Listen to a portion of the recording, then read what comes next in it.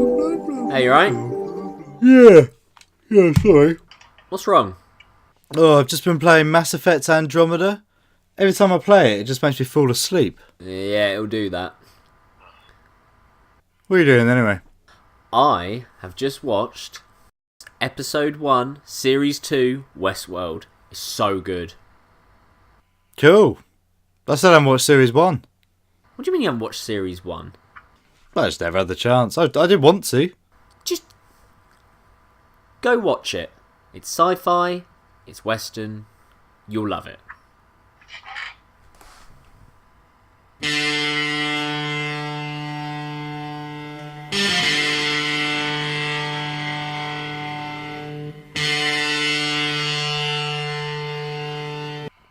Sure.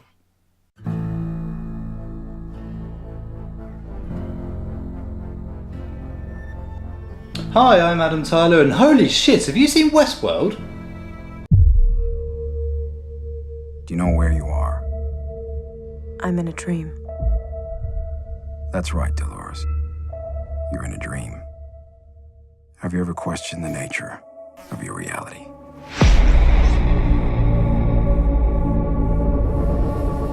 Welcome to Westworld. No orientation. No guidebook. All our hosts are here for you. In this world, you can be whoever you want. Are you real? Well, if you can't tell, does it matter?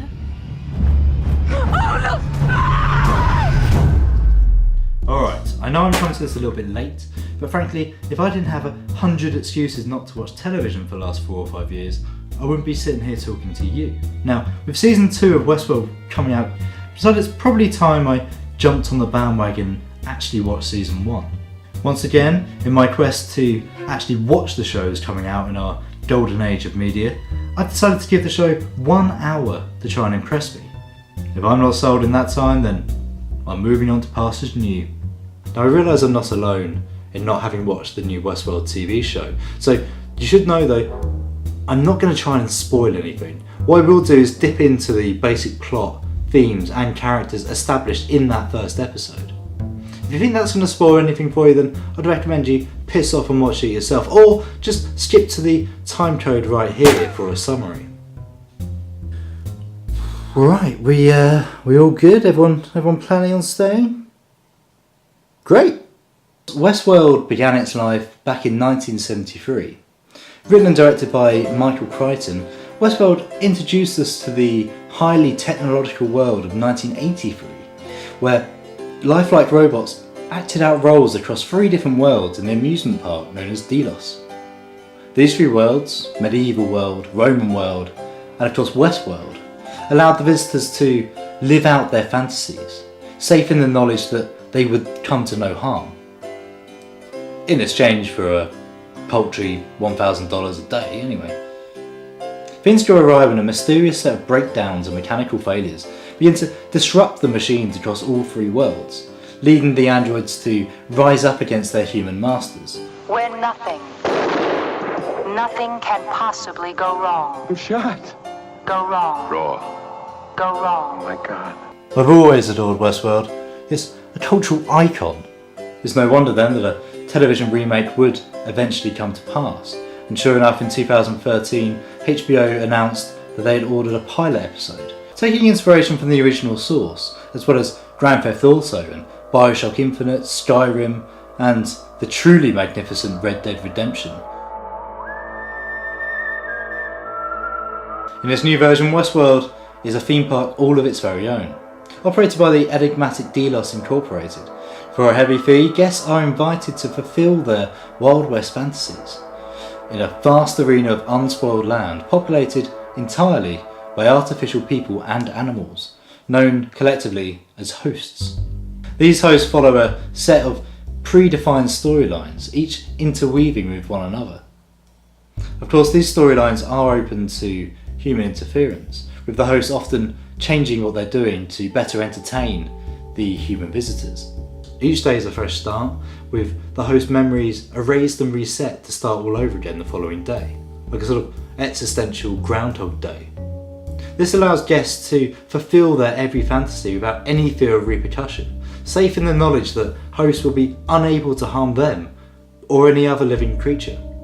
The first point of call for any guest is the frontier town of Sweetwater. Here the guests are ushered into this thriving world, complete with honky-tonk saloon, sheriff offering out rewards for wanted bandits, even huge herds of cattle that just freely roam around the arena. So just about everything you would come to expect from a Wild West simulation. Here we're introduced to the infuriatingly handsome Teddy, who's quick to seek out the angelic Dolores, who frankly is so bloody lovely I'd quite like to just take a picture and frame it just so I can have it around the house. Except that'd be weird, only weirdos would do that. The pair guide us into the rural plains and beyond, where things begin to take a more sinister turn when they meet the man in black, a sort of mysterious guest with plans of his own. Is that any way to treat an old friend? I've been coming here for 30 years, but you still don't remember me, do you? As the story progresses, more and more problems begin to reveal themselves, with hosts going off script and even beginning to recognise aspects of the real world. Doesn't look like anything to me. But where is she? Have you ever seen anything like this place? To avoid any bad press, DDoS play with the storyline in order to prompt an event that would lead to a mass recall. This throws the town of Sweetwater into absolute anarchy, at the cost of the hosts who inhabit it. Put the perspective of the show almost entirely on the hosts is throughout the episode, but it's events like this that really make it quite uncomfortable. You know for a fact that these characters aren't real, they're artificial, and yet watching them be gunned down made me feel genuinely bad, and this can only be due to the strength of the performances and the production as a whole. I have to remind you, this is the first episode, this is episode 1. There's so much squeezed into this single hour, so many characters, so many themes, so many ideas, and it never feels rushed. I feel like it would have been easy to focus the first episode exclusively in Westworld, or equally exclusively outside of Westworld looking in. But this episode manages to blend the two absolutely perfectly. Unlike last week's episode, this is a show that I genuinely wanted to catch up on. When I sat down to watch this, I had this sinking feeling that I was going to be disappointed, but it just never came. And unfortunately for me, this is one of those times where I have to admit that all those people who were badgering me to watch this show were genuinely unequivocally correct. From what I can tell, Westworld is a genuine masterpiece that stands alone from the original source material. It beats its own path, and it's one that I'm more than happy to follow to the bitter end. And then there's the soundtrack. Composed by Ramin Djawadi, the soundtrack is breathtakingly beautiful, and itself highlighting the theme and the setting by turning contemporary music into Western style pastiches that work so well.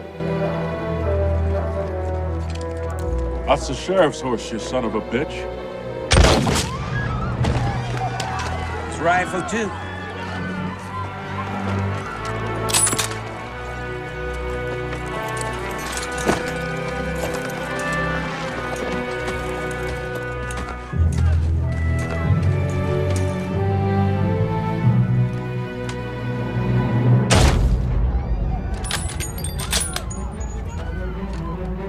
Basically, it's all just bloody lovely. It establishes and defines the tone of every character and the theme itself. It's perfect. If you haven't seen Westworld already, I urge you to dive straight in. If you like solid drama with beautiful effects and a genuinely outstanding cast, you're not going to go far wrong. Besides, it's robots and cowboys. How flipping cool is that? It's like every childhood fantasy I ever had. Apart from that one with your mum. Don't watch it. Then I have to talk about season 2. So you liked it then? Yeah, I loved it. I mean, you actually liked something? Yeah, pretty much. Wow. What are you going to do now? Oh, I thought I'd just put the Xbox on, play a bit of Mass Effect Andromeda. No, Adam, don't! Blah, blah, blah.